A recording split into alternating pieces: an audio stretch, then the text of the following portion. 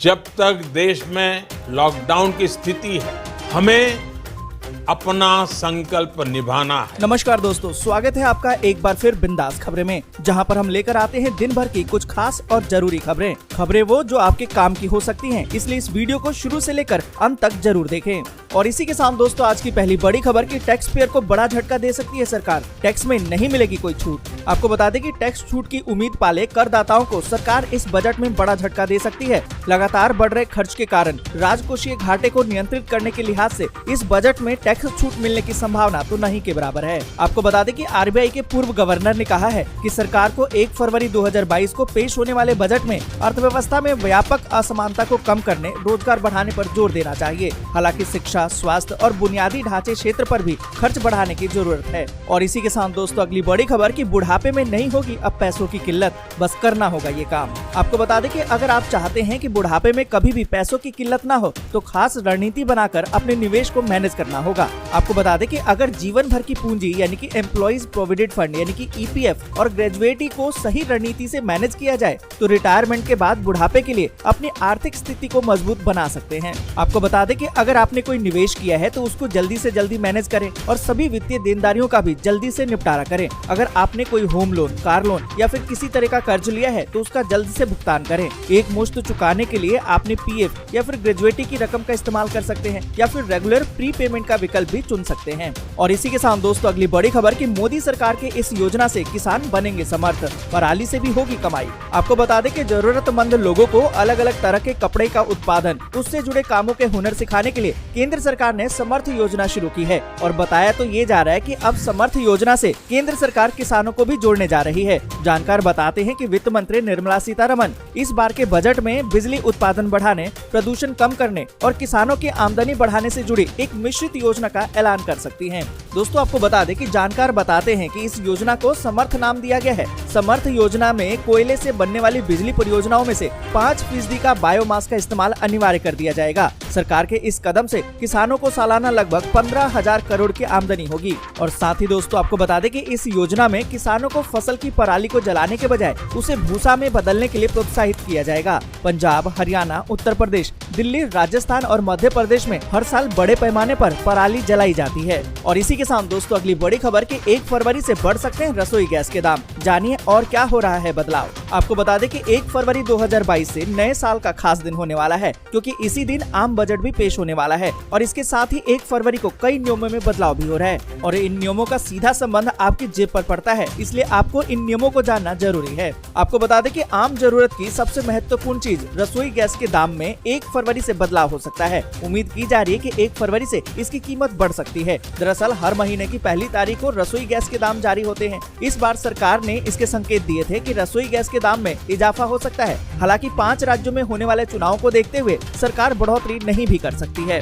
और साथ ही दोस्तों, आपको बता दें कि एसबीआई अपने आईएमपीएस नियमों में बदलाव भी कर रहा है, क्योंकि 1 फरवरी से आईएमपीएस के रेट में बदलाव हो जाएगा। आपको बता दें कि अगर आप एसबीआई के ग्राहक हैं और आप 2 लाख रुपए से लेकर 5 लाख तक का कोई भी ट्रांजैक्शन आईएमपीएस के द्वारा करते हैं तो अब उस पर चार्ज लगेगा। और दोस्तों, आपको बता दें कि चार्ज के रूप में 20 रुपए के साथ अब आपको जीएसटी भी देना होगा। और दोस्तों, आपको बता दें कि इस साल दूसरे महीने से पंजाब नेशनल बैंक में नियम बदल रहा है। ईएमआई से जुड़े एक नियम में पीएनबी ने भी बदलाव कर दिया है। नए नियम के मुताबिक ईएमआई या फिर कोई दूसरा ट्रांजैक्शन आपके अकाउंट से होता है और अकाउंट में अगर बैलेंस नहीं रहता है और चेक बाउंस हो जाता है तो बतौर पेनल्टी आपको 250 रुपए देने होंगे। और इसी के साथ दोस्तों, अगली बड़ी खबर कि झारखंड में फरवरी से खुलने लगेंगे स्कूल, शिक्षा विभाग तैयार, इन कक्षाओं से होगी शुरुआत। आपको बता दें कि राज्य में कोरोना की तीसरी लहर में संक्रमण कम होने के बाद फिर से स्कूल खोलने की तैयारी शुरू कर दी गई है। संभावना ये है कि फरवरी में राज्य में स्कूल खुलने शुरू हो जाएंगे। हालांकि एक ही साथ सभी कक्षाओं की शुरुआत नहीं होगी, चरणबद्ध तरीके से स्कूल को खोले जाएंगे।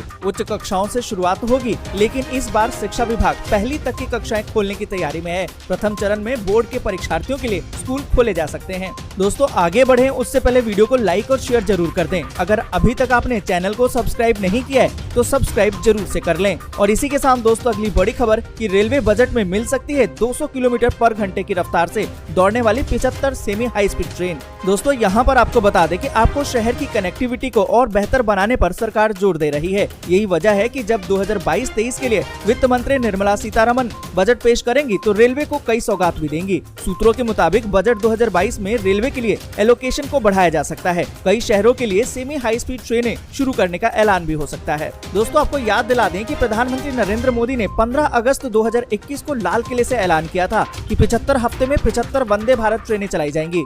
और इसी के साथ दोस्तों अगली बड़ी खबर कि देश में कोरोना से मौत के डराने वाले आंकड़े। बीते दिन 2,34,281 नए मामले जबकि 893 ने गंवा दी है जान। दोस्तों यहाँ पर आपको बता दें कि देश में कोविड-19 के नए मामलों में लगातार बढ़ोतरी जारी है। बीते 24 घंटे में कोरोना वायरस के 2,34,281 नए मामले सामने आए जबकि 3,52,784 रिकवरी भी हुई है। वहीं 893 लोगों की कोरोना से मौत भी हो गई है। इसके बाद दैनिक पॉजिटिविटी रेट 14.50% पर पहुंच गया है। सबसे ज्यादा केस 5 राज्यों में सामने आ रहे हैं। इनमें केरल से सबसे ज्यादा 50,812 मामले आए हैं। और इसी के साथ दोस्तों अगली बड़ी खबर कि केरल में कोरोना का कहर, बढ़ते मामलों के बीच रविवार को लगा दिया गया लॉकडाउन। दोस्तों यहाँ पर आपको बता दें कि केरल में कोरोना का कहर एक बार फिर अपने चरम पर है। राज्य में शनिवार को 50,812 नए कोविड के मामले दर्ज किए गए। बीते 24 घंटे में राज्य में वायरस के कारण 8 लोगों की मौत भी हुई है और इसके साथ ही राज्य में मरने वालों की संख्या 53,151 हो गई है। बढ़ते कोविड-19 के मामलों के मद्देनजर रविवार को सख्त पाबंदियां लगाई गई। राज्य सरकार ने रविवार का कर्फ्यू लगा दिया जिसके चलते सड़कों पर सन्नाटा पसरा रहा।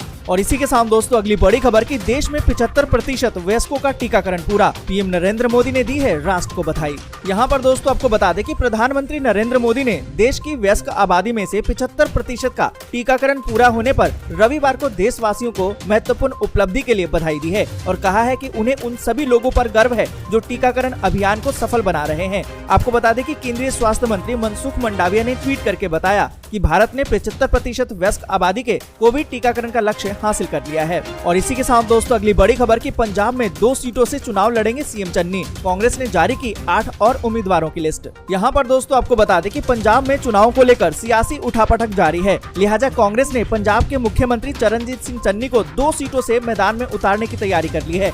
आपको बता दें कि सीएम चरणजीत सिंह चन्नी पंजाब के चमकौर साहिब और भदौर विधानसभा सीट से चुनाव लड़ेंगे। और इसी के साथ दोस्तों अगली बड़ी खबर कि कनाडा में वैक्सीनेशन को लेकर बवाल, परिवार के साथ घर छोड़कर भागे पीएम। दोस्तों यहाँ पर आपको बता दें कि कनाडा में कोरोना वैक्सीनेशन की अनिवार्यता के खिलाफ जमकर प्रदर्शन किया जा रहा है। इस बीच वहाँ के प्रधानमंत्री जस्टिन ट्रूडो ने अपने परिवार के साथ घर को छोड़ दिया है। जानकारी के अनुसार कहा तो ये जा रहा है कि जस्टिन ट्रूडो विरोध प्रदर्शन के बाद किसी खुफिया जगह पर चले गए हैं। दरअसल ट्रूडो सरकार ने अमेरिका की सीमा को पार करने के लिए ट्रक ड्राइवर्स का वैक्सीनेशन होना अनिवार्य कर दिया है। इसको लेकर ड्राइवर्स ने विरोध शुरू कर दिया है।